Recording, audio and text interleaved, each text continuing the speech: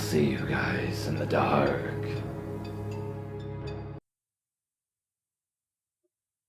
Up until junior year of high school, I flew mostly under the social radar and stuck to my status as a nerd girl. But when I was 15, I joined varsity cheer.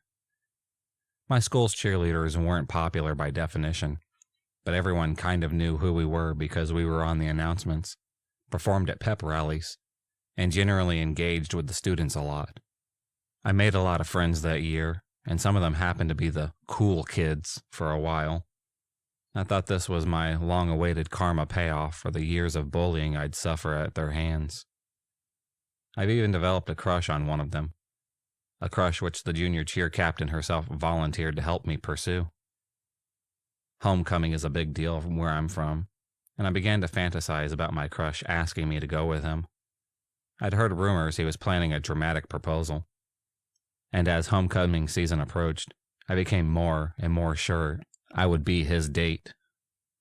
The junior cheer captain, who was close with him, kept dropping hints that I was right. One day at practice, she asked me what my favorite candy was, and I knew it would be so my crush would know what to give me.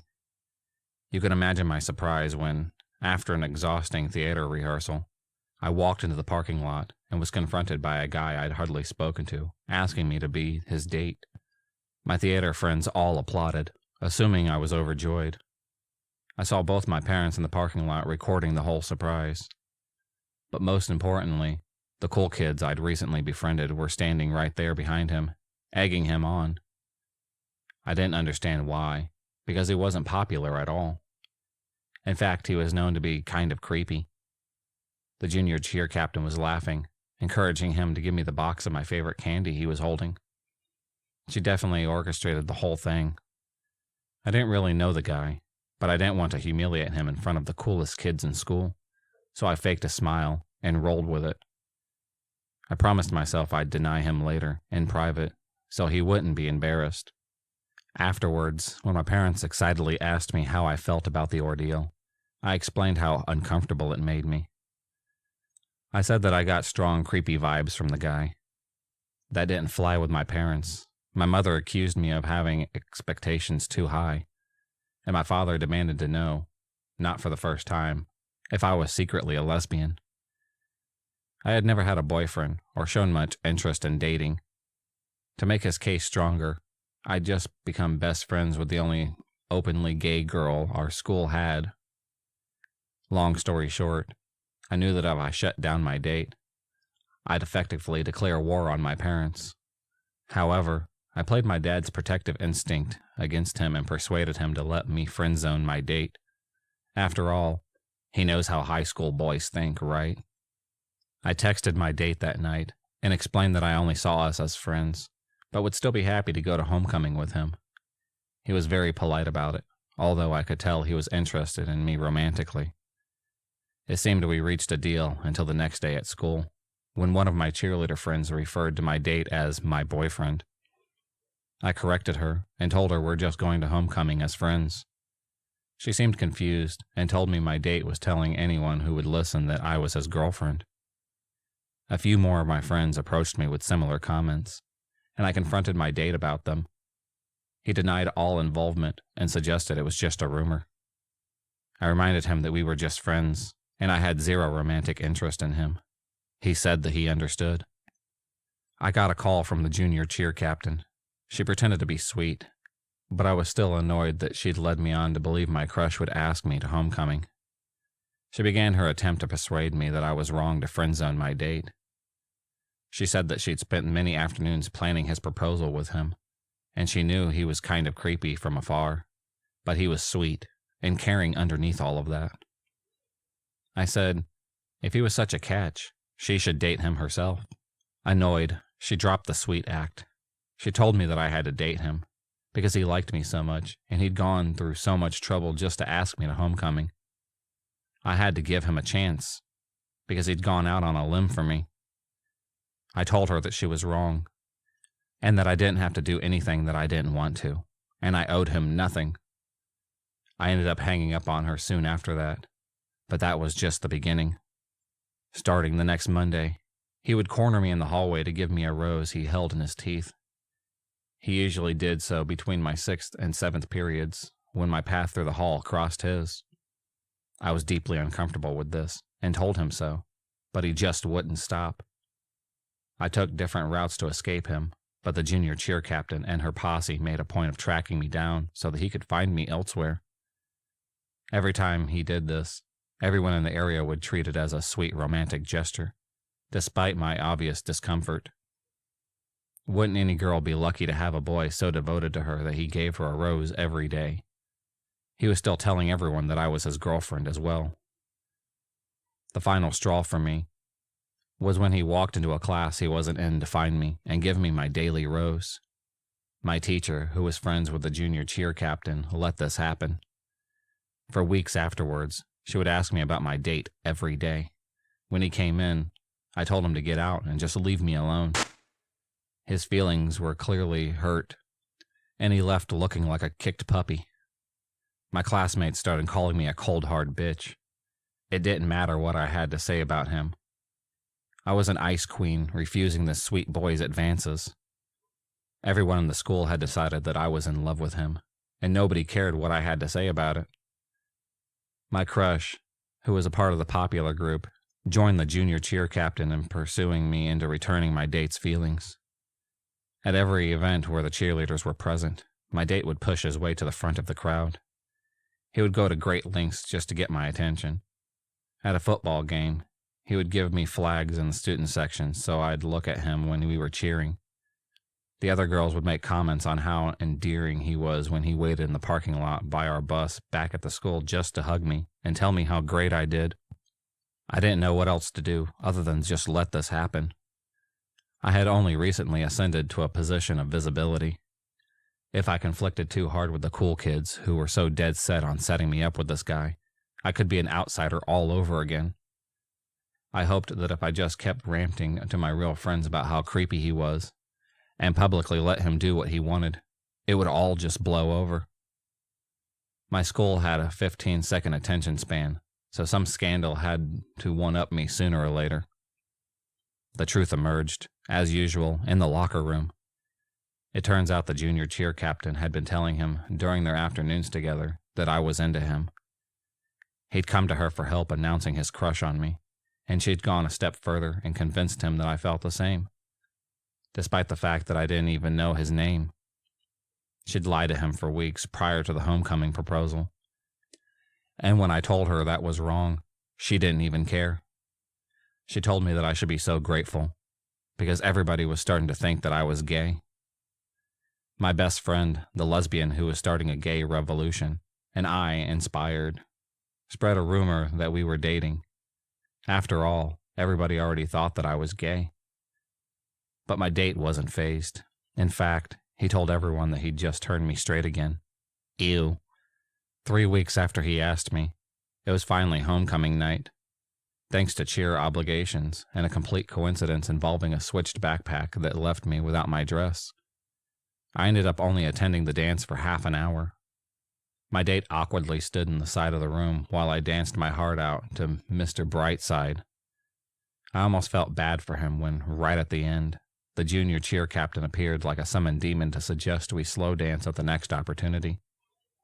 Thank God I escaped that one by walking to the DJ and suggested that he play Footloose. My date walked me out to the parking lot to wait for my mom to pick me up. While we waited for her to drive around, which took entirely too long because she still hoped I'd stop making a fuss and just date him, he asked me out. I politely declined. He quickly stammered that he would go with a group of people, like the junior cheer captain and my crush. I denied him again and made it clear we were only friends, and I wasn't interested in romantic endeavors because I was just too busy. It was actually true. I was in all advanced classes, varsity, theater, and cheer, and worked part-time. A few days later, a teacher eloped to Vegas, and nobody cared about my love life anymore. My date and I were distanced again by classes and activities and work. It appeared that everyone was going back to normal. That Friday at the football game, my crush asked me to sit on his shoulders for the alma mater, kind of a romantic thing at my school. Overjoyed, I accepted, and I hoped this was the beginning of a new chapter for me. I ignored the frantically waving flag in my stands. Monday, my date stood on a chair in his second period class and announced that everyone should be wary of my crush because he would steal your girl. I heard everyone buzzing about it for a few hours later, when someone called me a bitch, again, for breaking my date's heart. I knew I was being dramatic, but I decided to just not go to lunch that day, terrified of running into him. I'm so glad that I didn't. Later, I saw on Snapchat that my date had carved my name into his arm with a pair of scissors. His bleeding arm was screenshotted and sent to me by half a dozen people, most of them demanding why I hurt him like this. He did it in the middle of lunch in a crowded cafeteria, and somehow, no administration noticed or even cared. The school was buzzing.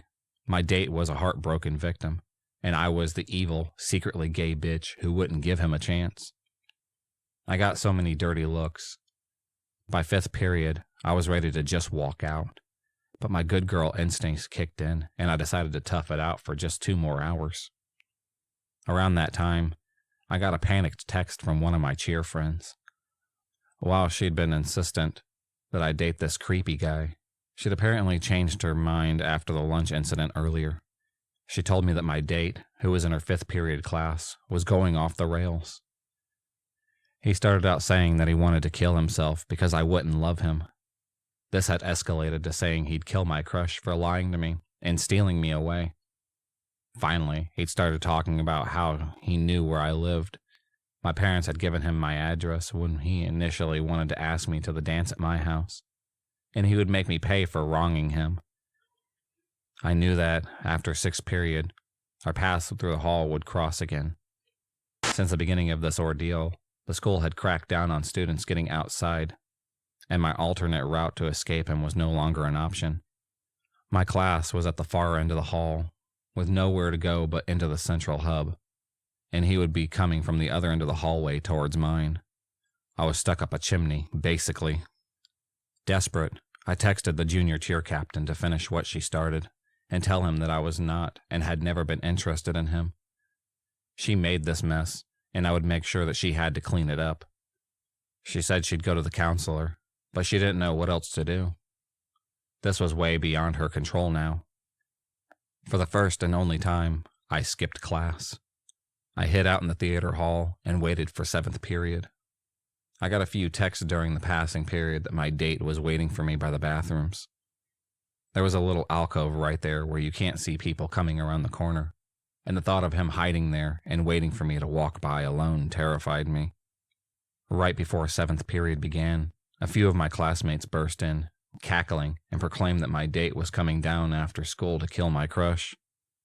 They thought this was hilarious, but judging by the look on my crush's face, this wasn't a joke to him anymore. Our teacher brushed this off as typical theater drama. I watched the clock and tried not to cry, knowing that by the time the bell rang, my date would be outside, waiting for me and my crush to emerge. That day ended up being a work day, so my crush and I were able to escape the classroom and hide elsewhere in the theater hall to get away from him. He opted for the black box theater, and I went for the lighting closet. Obviously, I didn't witness what happened, but my best friend filled me in afterwards. Allegedly, my date had turned up 3 minutes before the bell rang and stood outside the classroom where he couldn't see me when we opened the door. He told everyone standing around that he was ready to have a knife fight with my crush. We don't know if he actually had a knife or not, but the idea that he might was enough to terrify me. His arm was wrapped in the paper towel that he was bleeding through. My best friend told him my crush and I were gone, but he didn't believe her. He stood outside for 25 minutes until the administrators began walking through the hall to make sure no one was in the school who shouldn't be. My date wasn't in theater, so he wasn't allowed to stick around. That night, I texted him that not only would I never date him, but could no longer even see a friendship between us. I sent him a number to a suicide hotline and told him to just get help. Finally, I told him he needed to learn what no meant, and I never wanted to speak to him ever again. He responded that he was sorry and asked if there was anything he could do to fix this. I told him no. I don't think he learned the meaning of the word after all, because the same pattern repeated itself a few months later on Valentine's Day, the next year at homecoming, senior year's Valentine's Day, and prom. But those are just other stories. I've since graduated and gone off to college hundreds of miles away from him. My family back home moved from the address my parents gave him. Contrary to popular belief, I'm not gay. My crush, on the other hand, came out a few months later, and we were friends for the rest of the high school. I'm working on handling romantic endeavors in a healthy way, but he got in my head. He was the first person to ever show interest in me. Ironically, the last time I saw him was my first and only homecoming game after graduation. But this time, I had true friends to defend me when he predictably tried to pull some weird stuff with me. The worst part, looking back, was somehow being at fault for everything. To this day, people from high school reference the whole ordeal. At this time, you wouldn't date that poor shy kid. I can't even appreciate red roses anymore. So, homecoming date from hell. Let's not meet ever again. If you enjoyed this video, please subscribe, like, and hit the bell for notifications on future videos, and become a stalker of the night. And I'll see you next time.